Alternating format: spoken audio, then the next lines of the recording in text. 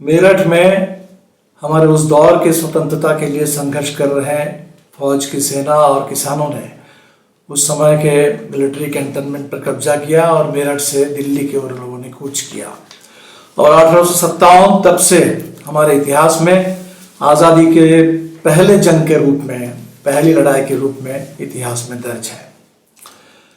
इससे पहले भी विद्रोह का सिलसिला चल रहा था। भारत के बहुत सारे इलाके में किसानों ने, आदिवासियों ने जगह जगह विद्रोह कर रखा था, लेकिन 1857 पहला विद्रोह है जो स्थानीय नहीं था, एक राष्ट्रीय स्वरूप जिसका था। 1857 वो इतिहास का वो पहला दौर था जहां बिल्कुल स्पष्ट लोगों के सामने एक लक्ष्य था कि हमें एक आजाद हिंदुस्तान चाहिए। 1857 ने हमें हिंदू मुस्लिम एकता का वो सूत्र दिया, हिंदू मुस्लिम भाईचारा, जिसके बल पर आगे चल करके हमें देश में आजादी मिली। और 1857 ने हमें अजीमुल्ला खान का वो गीत दिया, हम हैं इसके मालिक, हिंदुस्तान हमारा।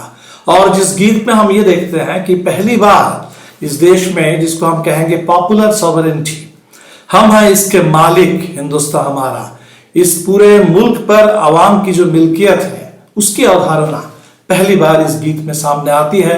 और जब हमारे आज के संविधान के प्रियम्बल में हम पाते हैं we the people of India, तो हमें साफ सुनाई पड़ता है कि वो 1857 का जो गीत है वही हमारे 1950 के संविधान के प्रियम्बल में किस तरह से आया। 1857 सफल नहीं हो पाया था। अंग्रेजों ने उस पूरे विद्रोह को दबाया और दबाने के बाद अंग्रेजों ने कोशिश की अपने पूरे शासन को स्थायी बनाने की। उन्होंने देखा कि किस तरह से ये जो कंपनी राज है वो चल नहीं पाएगा, और कंपनी राज को खत्म करके उन्होंने सीधा एक औपनिवेशिक शासन उसको भारत के ऊपर थोपने का काम किया। कंपनी राज से हम चले आए कॉलोनियल रूल में। उन्होंने देखा कि किस तरह से हिंदू मुस्लिम जो एकता है, इस एकता को नष्ट करना होगा, और इसको नष्ट करने के लिए, सांप्रदायिक विभाजन को हवा देने के लिए हर संभव साजिश अंग्रेजों ने की है। उन्होंने देखा कि किस तरह से इस देश के अंदर जो लोग धीरे धीरे अपनी आजादी के लिए लड़ रहे हैं, उनको दबाने के लिए एक रिप्रेसिव स्टेट चाहिए। इस देश के अंदर ड्रैकोनियन रूल्स चाहिए, लॉज चाहिए, और वो सारा जो आज कॉलोनियल एक रूल का ढांचा है वो 1857 के बाद बना। लेकिन बावजूद इसके 1857 से 1947 आते आते अंग्रेजों की जो पूरी साजिश है वो खत्म हुई और इस देश को आजादी मिली। 1857 के 50 साल बाद 1907 में हमने देखा था, उस दौर में भगत सिंह के चाचा सरदार अजीत सिंह, उनके नेतृत्व में पंजाब में 1857 में बहुत बड़ी कोई लड़ाई नहीं थी, लेकिन 50 साल बाद पंजाब के किसानों ने तय किया कि 1857 की सालगिरह हम मनाएंगे 50 साल के बाद, और पूरे देश में एक बड़ा किसान विद्रोह संगठित करने की कोशिश हुई। पगड़ी संभाल जट्टा के नाम से हमारे इतिहास में वो दर्ज है, और उसके बाद से लगातार वो सिलसिला चलता रहा। 1857 का जो तेवर है वो कभी कम नहीं पड़ा। चाहे बंगाल के क्रांतिकारियों की हम बात करें, हम इस देश में सुभाष बोस की कोशिश की बात करें, कम्युनिस्टों के आंदोलन की बात करें, 1942 के भारत छोड़ो आंदोलन के दरमियान जिस तरह से जन विद्रोह जगह जगह हुए और जगह जगह इस तरह से लोकल सेल्फ गवर्नमेंट बन गई देश में, तो पूरे वो तेवर वो रहा। और भारत की आजादी का आंदोलन, वो 1857 की जो प्रेरणा है, वो जो ऊर्जा है, वो भारत के आजादी के आंदोलन को सफलता के मुकाम तक पहुंचाने का काम किया। 1857 के इतिहास को लेकर के आज एक दिलचस्प बात हो रही है। भारतीय जनता पार्टी और आरएसएस के लोग 1857 के सबसे पहले इतिहासकार के रूप में सावरकर को ले आना चाहते हैं। बात सही है कि सावरकर ने 1857 के बारे में इतिहास लिखा। 1909 में उनकी वो किताब छपी। उन्होंने कहा कि 1857 की लड़ाई ये फर्स्ट वॉर ऑफ इंडिपेंडेंस है। लेकिन इसके जरिए जो भारतीय जनता पार्टी की, आरएसएस की कोशिश है कि 1857 के नाम पर सावरकर को स्थापित कर देना, और सावरकर को सामने ला करके भारतीय जनता पार्टी को इस देश के इतिहास में, जिसकी कहीं कोई जड़ नहीं है, आजादी के आंदोलन में जिसकी कहीं कोई भूमिका नहीं है, उसको स्थापित कर लेना। आप देखेंगे कि सावरकर आगे चल करके जो 1857 हिंदू मुस्लिम एकता पर आधारित था, उसको तोड़ करके वो हिंदुत्व की विचारधारा ले आते हैं। अब हम देखते हैं कि 1857 जो एक विद्रोह था अंग्रेजों के खिलाफ, उस पूरे विद्रोह के तेवर को छोड़ करके वो अंग्रेजों से माफी मांगते हुए, अंग्रेजों से साठगांठ करते हुए इस देश में अपनी राजनीति करते रहे। तो 1857 का पूरा निषेध सावरकर ने अपने पूरे आने वाले बाद के दिनों में अपने विचार में, अपने व्यवहार में 1857 के बिल्कुल विपरीत में खड़े हुए हैं। और भारतीय जनता पार्टी और उसके जो भी आइडियोलॉजिकल प्रेडेसेसर सब कहेंगे, हिंदू महासभा हो या आरएसएस की बात करें, तो 1857 में जो तय कर लिया था कि हमें अंग्रेजों से आजादी चाहिए, और जो कांग्रेस को तय करने में समय लगा और 1929 में जाकर के पूर्ण स्वराज का प्रस्ताव पारित होता है, लेकिन पूरे आजादी के आंदोलन में आरएसएस के लोग, हिंदू महासभा के लोग कभी ये तय ही नहीं कर पाए, बल्कि उन्होंने हमेशा विपरीत सिद्धांत खड़ा किया कि हिंदुस्तान के इतिहास में, हमारे समाज में, हमारी संस्कृति में जो हमारी मिलीजुली संस्कृति है, जो गंगा जमुनी तहजीब है, जो इस्लाम का इतना लंबा असर है हमारे देश के ऊपर, इतना गहरा, उस असर को मिटाना, उनके लिए आजादी का मतलब है कि उस असर को मिटा दो, उस पहचान को मिटा दो, और इस पहचान को मिटाने के लिए, इस असर को कम करने के लिए, मिटाने के लिए अंग्रेजों के साथ साठगांठ करो। तो बिल्कुल हमारे आजादी के आंदोलन की जो मूल भावना है, उसका जो पूरा इतिहास है, उसके विपरीत में भारतीय जनता पार्टी आज भी खड़ी है, और उस समय भी हिंदू महासभा और आरएसएस के लोग और सावरकर खड़े थे। और इसीलिए 1857 के नाम पर आज सावरकर और सावरकर के इतिहास को स्थापित करना, मैं समझता हूं कि 1857 के इतिहास के साथ ये बहुत बड़ा मजाक है। सच तो यह है कि जिस समय 1857 हो रहा था, बिल्कुल उसी समय मार्क्स और एंगल्स 1857 की खबर दुनिया को सुना रहे थे। बिल्कुल उसी समय उसके इतिहास, हर रोज के इतिहास वो लिख रहे थे, और दुनिया के अखबारों में वो इतिहास छप रहे थे।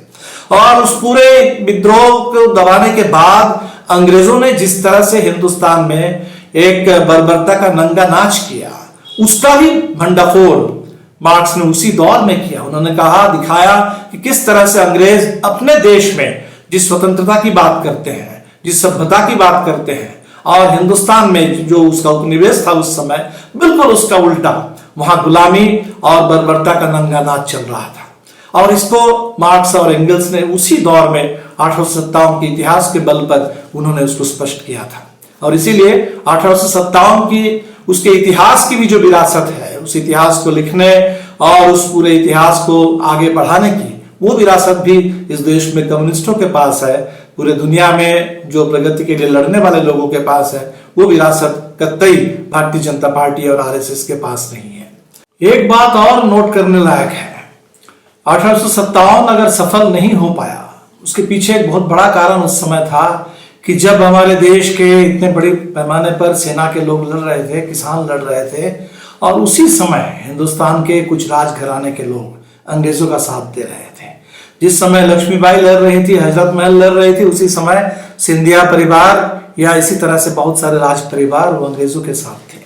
और आज अगर हम देखेंगे कि उस समय अंग्रेजों का साथ देने वाले वो सारे लोग, वो जो राज सत्ता की राजनीति करने वाले लोग, वो लगभग सभी लोग आज भारतीय जनता पार्टी में पहुंच रहे हैं।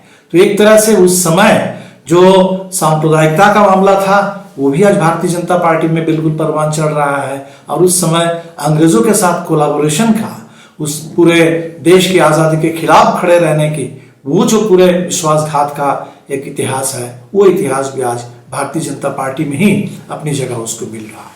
आज के संदर्भ में 1857 को कैसे याद करें? सबसे पहली बात, 1857 मतलब हिंदू मुस्लिम एकता, गंगा जमुनी तहजीब, हिंदू मुस्लिम भाईचारा। और आज बिल्कुल उस एकता को तोड़ करके, उस भाईचारे को नष्ट करके इस देश में एक धर्म, एक विचार, उसको थोपने की जो पूरी कोशिश हो रही है, तो 1857 हमें इसके लिए प्रेरित करता है कि हम हिंदुस्तान को अगर बचाना है और आगे बढ़ाना है, तो हमें हर कीमत पर इस कोशिश को इस देश के अंदर नाकाम करना होगा। 1857 अपने अंतर्वस्तु में किसानों का विद्रोह था, और आज पूरे देश में जो किसान के अधिकार है, हक है, उसके ऊपर कॉरपोरेट लूट हावी है। किसान आत्महत्या करने के लिए मजबूर हो रहे हैं। और इसीलिए आज भी 1857 की जो चेतना है, वो किसान चेतना, वो किसान के विद्रोह, उनके अधिकार, आज भी हम उसके साथ और कॉरपोरेट लूट के खिलाफ हमें खड़ा होना है। 1857 ने इस देश के अंदर हमें पहली एक तरह से नागरिकता की जो परिभाषा, एम्पावर्ड सिटीजन, जो सिटीजन जो हम इस देश को ओन करते हैं, we are the owners of the country, तो इस भावना के खिलाफ आज हमारे देश के नागरिकों को गुलाम बनाने की, प्रजा बनाने की, जैसे कोई राजशाही चल रही हो और हम राजा के गुलाम हैं, तो हम एक देश के आजाद मुल्क के आजाद नागरिक हैं, इस हैसियत से हमें नीचे गिरा करके हमें इस देश के अंदर एक प्रजा में तब्दील करने की साजिश चल रही है। 1857 हमें पुकार रहा है कि इस साजिश को तोड़ करके हमें फिर से अपनी पूरी नागरिकता और उसके पूरे अधिकार के साथ आगे आना है। 1857 इस देश में जो हम जिसको सिपाही विद्रोह कहते हैं, वो सिपाही कौन थे? किसान के बेटे, वो किसान थे सिपाही के वर्दी में, और इसलिए वो जो भाईचारा उस समय हमने देखा सिपाही और किसानों के बीच में। और आज हम क्या देख रहे हैं इस देश में? आज हमारे देश में ये जो मजदूर, प्रवासी मजदूर जो आज मुंबई से, सूरत से, वो बेंगलुरु से, वो दिल्ली से चल रहे हैं यूपी की ओर, मध्य प्रदेश की ओर, छत्तीसगढ़ और बिहार की ओर सड़क पे चल रहे हैं, उन्हीं किसान मजदूरों के खिलाफ, उन्हीं किसानों के खिलाफ जो गांव में आज मांग कर रहे हैं कि हमें राशन मिले, जो किसान ये मांग कर रहे हैं कि हमारी फसल सरकार सही कीमत दे करके सही समय पर उसको खरीद ले, उन्हीं किसानों को और मजदूरों को दबाने के लिए आज पुलिस को आगे किया जा रहा है और पुलिस के डंडे चल रहे हैं किसानों और मजदूरों के खिलाफ। तो किसान के बेटों को, किसान के भाइयों को किसानों के खिलाफ खड़ा किया जा रहा है, मजदूरों के बेटों को, मजदूरों के भाइयों को, उनको मजदूरों के खिलाफ खड़ा किया जा रहा है। 1857 हमें बताता है कि ये जो हमें एक दूसरे के खिलाफ खड़ा करने की जो कोशिश है, ये इस मुल्क को बर्बाद करने की कोशिश है। और इसीलिए इस देश में हम सब मेहनतकश, जो वर्दीधारी भी है वो भी मेहनतकश हैं, वो भी इस देश में आजादी के लिए लड़ने वाले लोग हैं। हमारे आजादी के आंदोलन में भी ऐसा ही था और आज भी इस देश में जब भी हम सही लोकतंत्र की बात करेंगे, आजादी की बात करेंगे, हिंदुस्तान को पूरे दुनिया के पैमाने पर स्थापित करने की बात करेंगे, जन्नत से भी प्यारा उस देश की बात करेंगे, तब हमेशा हमें पूरे मेहनतकशों की संपूर्णता में इस व्यापक एकता के बारे में सोचना होगा और उस व्यापक एकता के बल पर, व्यापक संघर्ष के बल पर हमें इस देश को आगे बढ़ाना होगा। 1857 का ये संदेश है और इसी संदेश के साथ आज हम 123 साल पूरे होने पर हम उन तमाम लोगों को याद करेंगे। हम कुछ ही लोगों का नाम आमतौर पर जानते हैं, हम मंगल पांडे का नाम हमें याद है, हमें कुंवर सिंह का नाम याद है, हमें इस देश के अंदर लक्ष्मीबाई का नाम याद है, लेकिन ढेर सारे लोग जो आज भी गुमनाम हैं उनका नाम याद नहीं है। और 1857 उन तमाम गुमनाम शहीदों के नाम हैं जिन्होंने उस समय अपनी जान की बाजी लगाकर और फांसी में चढ़ करके आजादी के झंडा को बुलंद करने का काम किया था। आज अगर इस देश में हम आजाद हैं, आज अगर कोई अंग्रेज हमारे ऊपर राज नहीं कर रहा है, आज अगर किसी अमेरिका को ये हिम्मत नहीं है वो हमें फिर से गुलाम बना दे, तो इस आजादी के पीछे 1857 की वो बगावत है, वो शहादत है, वो साझी शहादत और साझी विरासत। 1857 के तमाम शहीदों को लाल सलाम। 1857 की विरासत जिंदाबाद।